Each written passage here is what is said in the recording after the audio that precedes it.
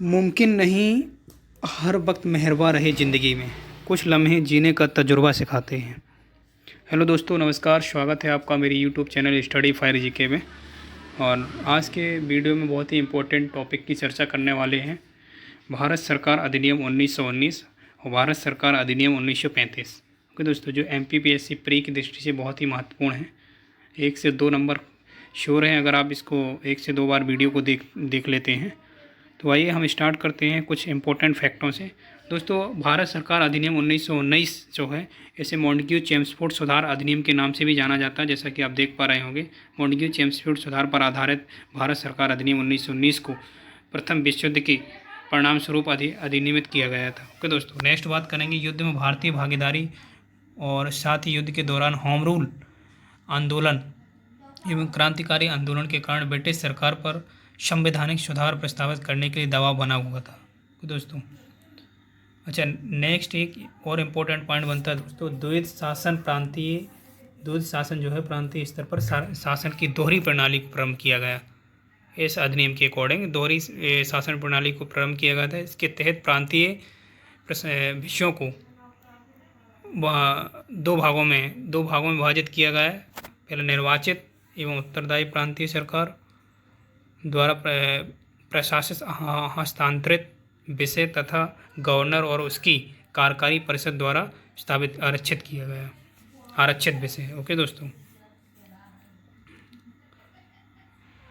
अच्छा, इसमें ये कहने का तात्पर्य है कि द्वैध शासन प्रणाली को इस पर लागू किया गया था 1919। अगर क्वेश्चन बनता है कि द्वैध शासन प्रणाली अधिनियम किस अधिनियम में लागू किया गया था, तो 1919 अधिनियम में द्वैध शासन प्रणाली लागू की गई थी। ओके दोस्तों, नेक्स्ट बात करेंगे, ये बहुत इंपॉर्टेंट फैक्ट है।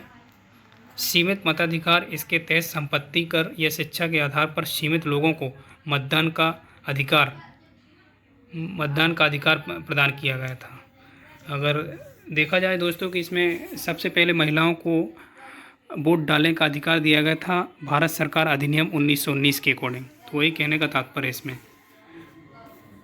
ओके, नेक्स्ट हो जाएगा, भारतीयों का प्रतिनिधित्व यह निर्धारित किया गया कि वायसराय की कार्यकारी परिषद के 6 सदस्यों में से 3 भारतीय हों, जैसे कमांडर इन चीफ के अतिरिक्त। ओके दोस्तों, एक और मेन पॉइंट की बात करेंगे दोस्तों यहाँ पे। इसके तहत पहली बार प्रांतीय मतलब भारत शासन अधिनियम 1919 के तहत पहली बार प्रांतीय बजट को केंद्रीय बजट से पृथक किया गया और तथा प्रांतीय विधानसभाओं को अपने बजट को अधिनियमित करने के लिए अधिकृत किया गया। तो दोस्तों, नेक्स्ट जो पॉइंट है, इसका लास्ट पॉइंट है, भारत के राज्य सचिव के वेतन का भुगतान ब्रिटिश राजकोष से किए जाने का प्रावधान किया गया है दोस्तों। ओके, तो इसके कुछ एक और एक्स्ट्रा पॉइंट बनता है दोस्तों, भारत सरकार अधिनियम 1919। अगर एक्स्ट्रा पॉइंट की बात करें तो भारत सरकार अधिनियम 1919 की बात करते हैं। तो इसमें क्या था दोस्तों कि इस अधिनियम के तहत 1926 को सिविल सेवकों की भर्ती की गई थी दोस्तों। इस अधिनियम के अकॉर्डिंग ही 1926 में ही सिविल सेवकों मतलब संघ लोक सेवा आयोग की स्थापना की गई थी।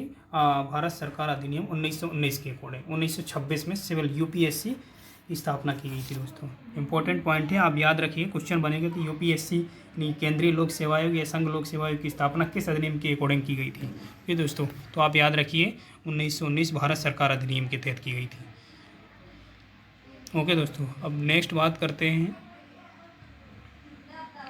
भारत सरकार अधिनियम 1935। कुछ इंपॉर्टेंट पॉइंट इसके भी देख लेते हैं। जैसे 1935 के अधिनियम द्वारा अखिल भारतीय संघ की स्थापना की गई तथा केंद्र में द्वैध शासन स्थापित किया गया। गवर्नर जनरल को कुछ विशेष अधिकार देकर संघीय व्यवस्थापिका को शक्तिहीन बना दिया गया। ओके दोस्तों, और नेक्स्ट बात करेंगे मुस्लिम लीग ने प्रांतीय स्वायत्तता की मांग पर जोर दिया था ताकि मुस्लिम बहुमत वाले प्रांतों में से स्वतंत्र और केंद्र से मुक्त रह सकें। अतः इस एक लास्ट पॉइंट इसका है, देख पा रहे होंगे जैसा कि आप, इस अधिनियम में प्रांतों को पूर्णतः स्वायत्तता प्रदान की गई और कांग्रेस तथा अन्य दल इस अधिनियम से संतुष्ट नहीं हुए। जो कांग्रेसी जो दल थे इस अधिनियम से 1935 जो था इससे संतुष्ट नहीं थे। जो भी दल थे, देशी रियासतों के शासकों ने संघ योजना के प्रति कोई रुचि नहीं दिखाई, अतः इस अधिनियम का संघीय भाग लागू नहीं हो सका। अब 1935 की कुछ विशेषताएं हैं, उसकी बात कर लेते हैं। भारत सरकार अधिनियम 1935 की कुछ विशेषताएं हैं। 1935 के अधिनियम द्वारा सर्वप्रथम भारत में संघात्मक सरकार की स्थापना की गई थी। संघात्मक सरकार की स्थापना की गई थी ये भारत सरकार अधिनियम 1935 के द्वारा। इस संघ को ब्रिटिश भारतीय प्रांत, कुछ भारतीय रियासतें जो संघ में शामिल होना चाहती थीं, वो मिलकर बनाया गया था। 1935 के अधिनियम द्वारा प्रांतों में द्विज शासन समाप्त करके केंद्र में द्विज शासन लागू किया गया था। ओके दोस्तों, नेक्स्ट बात करेंगे नेक्स्ट पॉइंट की। केंद्रीय सरकार की कार्यकारिणी शक्ति गवर्नर जनरल में निहित थी। सारी की सारी शक्तियां जो थीं इस अधिनियम के अकॉर्डिंग गवर्नर जनरल को दी गई थी। संघ में प्रशासन के विषय दो भागों में विभक्त थे, पहला हस्तांतरित और रक्षित। ठीक है, अब इस विषयों में क्या थे? रक्षित विषय में प्रतिरक्षा, विदेशी मामले, धार्मिक विषय और जनजाति क्षेत्र सम्मिलित थे। बाकी सारे हस्तांतरित ग्रुप में आते थे। ओके दोस्तों, ने अब ये इम्पोर्टेंट पॉइंट है दोस्तों यहाँ पे। केंद्रीय विधानमंडल में दो सदन होते थे पहले, विधानसभा तथा राज्यसभा। आप जैसा कि देख पा रहे होंगे, विधानसभा में 375 सदस्य थे उस समय। जो विधानसभा थी 375 सदस्य थे, जिसमें 250 सदस्य ब्रिटिश भारतीय प्रांतों से थे और 215 सदस्य भारतीय रियासतों के होते थे दोस्तों। नेक्स्ट बात करेंगे दोस्तों, विधानसभा का कार्यकाल उसमें भी 5 वर्ष का होता था दोस्तों। गवर्नर जनरल को विघटित करने की शक्ति प्राप्त थी, मतलब विधानसभा को विघटित करने की शक्ति किसके पास थी? गवर्नर जनरल के पास थी दोस्तों। नेक्स्ट बात करेंगे 1935 अधिनियम द्वारा बर्मा को ब्रिटिश भारत से अलग कर दिया गया था। जो म्यांमार था उसको दोस्तों, बर्मा की बात करें तो 1935 अधिनियम, भारत सरकार अधिनियम 1935 के अकॉर्डिंग ही उसको अलग किया गया था। दो नए प्रांत सिंध और उड़ीसा का निर्माण हुआ था। ओके दोस्तों, नेक्स्ट एक इम्पोर्टेंट पॉइंट है दोस्तों। अब राज्य परिषद में कुल 260 सदस्य होते थे, जिनमें 104 ब्रिटिश भारत के प्रतिनिधित्व करते थे और 104 भारतीय रियासतों का प्रतिनिधित्व करते थे या प्रतिनिधि होते थे।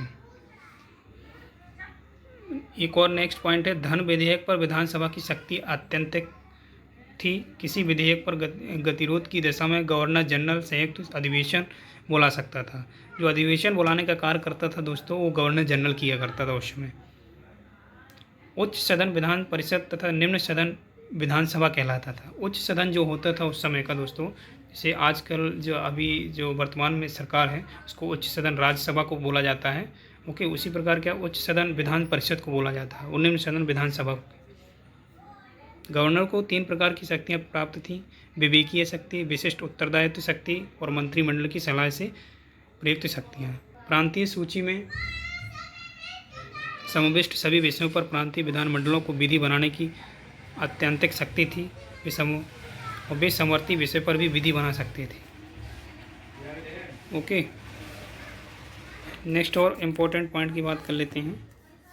1935 के अधिनियम में विषयों को 3 श्रेणियों में बांटा गया था। पहला संघ सूची, प्रांतीय सूची और समवर्ती सूची। संघ सूची में 59 विषय थे दोस्तों, ये इम्पोर्टेंट पॉइंट है, आप याद रखिए।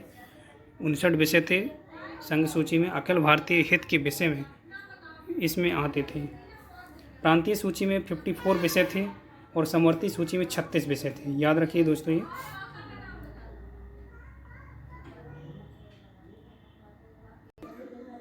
को लास्ट पॉइंट है, वो भी इम्पोर्टेंट है। फेडरल न्यायालय के विरुद्ध अपीलीय प्रिवी काउंसिल में की जा सकती थी। और दूसरा और इम्पोर्टेंट पॉइंट है, संघीय न्यायालय को 3 प्रकार की अधिकारिकता प्राप्त थी: एक प्रारंभिक अपील, अपीलीय, परामर्श, यात्री। ओके दोस्तों, ये इम्पोर्टेंट हो जाएगा। तो दोस्तों, आज का हमारा ये टॉपिक यहीं कंप्लीट होता है, भारत शासन अधिनियम 1919 और भारत शासन अधिनियम 1935।